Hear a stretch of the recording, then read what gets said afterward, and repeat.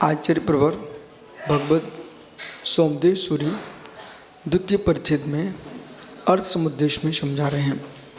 बोला, देश को, समाज को बर्बाद किया है उन लोगों ने, न भोग सके न दे सके, गाड़ के चले गए।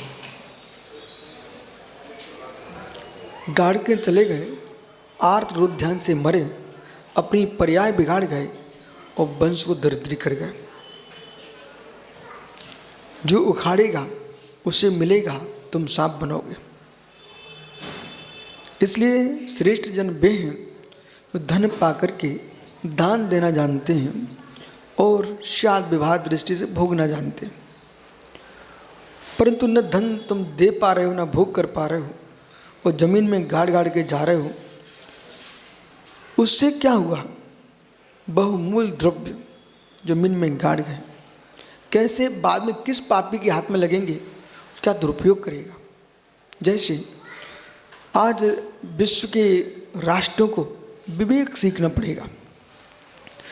तुम अस्त्र पर अस्त्र बनाते चले जा रहे हो, अंत में निर्णय ये करो, तुम दो नेता होते, दो नेता मात्र, और दो का अहंकार इतना टकराता है कि लाखों लाखों जीवों की जान जा रही है, जमीन खोखली हो रही है, संस्कृतियां नष्ट हो रही हैं। आज तुमने इतना बारूद खड़ा कर लिया है कि पता नहीं, इतने तीर्थ, इतने मंदिर, इतने सब कुछ तुम बना रहे हो। ये सब तभी तक हैं जब तक किसी परतंत्र का विवेक नष्ट नहीं हुआ। जिस दिन परतंत्र का विवेक नष्ट हो जाएगा, पीयूष बेटा कुछ नहीं मिलेगा। कम से कम तलवार धनुष बाणों से धोते थे तो आमने सामने दोनों का ही विघात होता था, पर यहाँ पर तो सीधे सीधे भूमि तक नष्ट हो रही है। सदियां निकल जाएंगी अब तुमको उर्वरा करने के लिए, और आप ये भी नहीं देखते कहाँ पटकना है। धर्म स्थान, देव स्थान, सब पर बम गिर रहे हैं। जैसे ये दो अहंकार स्पर्शित होने पर महाप्रलय चल रहा है, उन्होंने विश्व का विनाश करने का ठान लिया है। इस पर नियंत्रण करना अनिवार्य है। ऐसे जमीन में गाड़ के चले गए। अब आपने बड़े बड़े परमाणु बना के रखे हुए हैं, किस आतंकवादी के हाथ में लग गए वो थोड़ी देखेगा। सम्राट फिर भी सोचेगा, धमकियां देता रहेगा, लेकिन गिराने के पहले सोचता है। भाई में और पिता में अंतर है। पिता डांटेगा भी भाई बेटे को, पर संभाल के डांटेगा, और भाई जब उतावला होता है तो कुछ भी कर बैठता है। फिर भाई में पड़ोसी में अंतर होता है। भाई एक बार सोच लेगा, चलो भाई है, पड़ोसी नहीं सोच पाएगा। फिर पड़ोसी में और दूसरे मोहल्ले में अंतर होता है, चलो अपने ही पड़ोस का आदमी है, छोड़ो, पर पड़ोसी नहीं देखेगा। अपने नगर में दूसरे नगर में अंतर है।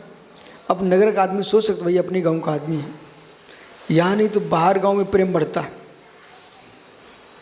बाहर गांव में अपने गांव के लोगों की प्रीति बढ़ जाती है, वो अपने गांव में दुश्मनी बढ़ जाती है। जो एक बार बाहर जा चुके हैं किसी काम से और बाहर व्यवस्थित रहने लगे हैं, वे गांव में आने का मन ना करें। आते रहें पर स्थायी रोके ना है। गांव के लोग तुम्हें सम्मान देते थे, वो सम्मान समाप्त हो जाएगा। कुछ दिन बाद आप स्वयं अपना अपमान महसूस करेंगे। ऐसी ये नीति है। तुम घर से बाहर जाओ मेहमानी करने, घर लौट के आओगे सम्मान मिलेगा, लेकिन 4 दिन बाद वो सम्मान समाप्त हो जाएगा। ये निर्गंतों का सम्मान क्यों होता है?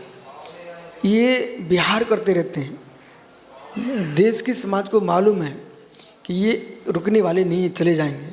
उन्हें मालूम चल जाए कि बड़ौद में टपरा बना के रहने वाले हैं, कल से भीड़ आना बंद हो जाएगी। जो मुडाज स्थायी हो चुके हैं उनके साथ यही हो रहा है। पहले आप मेहमान बन के जाते थे, अब लोग तुम्हारे यहाँ मेहमान बन के आते हैं। स्थायी महात्माओं के यहाँ लोग मेहमान बन के आते हैं।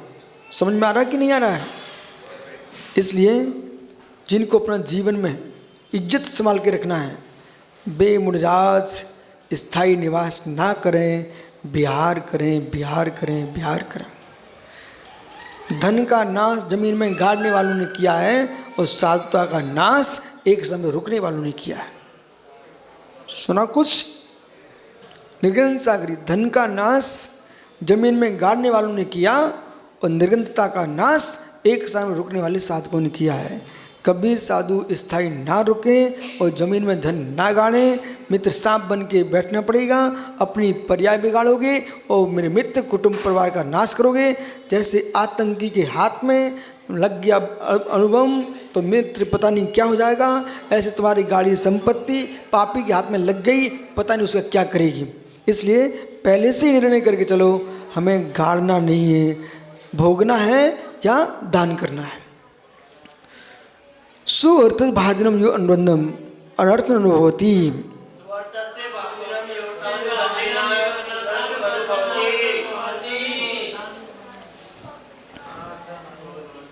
सुअर्थ भाजन, वही अर्थ का भाजन है, वही संपत्ति का स्वामी है। यो अर्थानुबंधी मनुष्य संपत्ति शास्त्र के सिद्धांत के अनुसार अर्थानुबंधन व्यापार आदि साधनों से अविद्वान धन का संचय और संचित की रक्षा और रक्षित की वृद्धि करना जानता है। धन का अनुभव करता है, उससे संचय आदि में प्रवृत्ति करते हुए उसका पात्र स्थान धनाढ़ हो जाता है। इधर देखो, ये बातें समझ में आना चाहिए। धन का रक्षण कैसे किया जाए, अर्जित कैसे की जाए और रक्षित को सुरक्षित कैसे की जाए, तो कमाया कैसे जाए, फिर रक्षित कैसे जी किया है और कमाए हुए के लिए उपयोग कैसे किया जाए, इतना ज्ञान होना चाहिए। जो व्यक्ति निश्चय कभी भी निर्धन दरिद्री नहीं होता, उसका अविद्वान धन की प्राप्ति, अविद्वान धन की प्राप्ति का लक्ष्य रखे और प्राप्त धन की रक्षा का लक्ष्य रखे, और जो रक्षित है वृद्धि में उसके आगे प्रयत्नशील रहे, ये नीति हो रही है।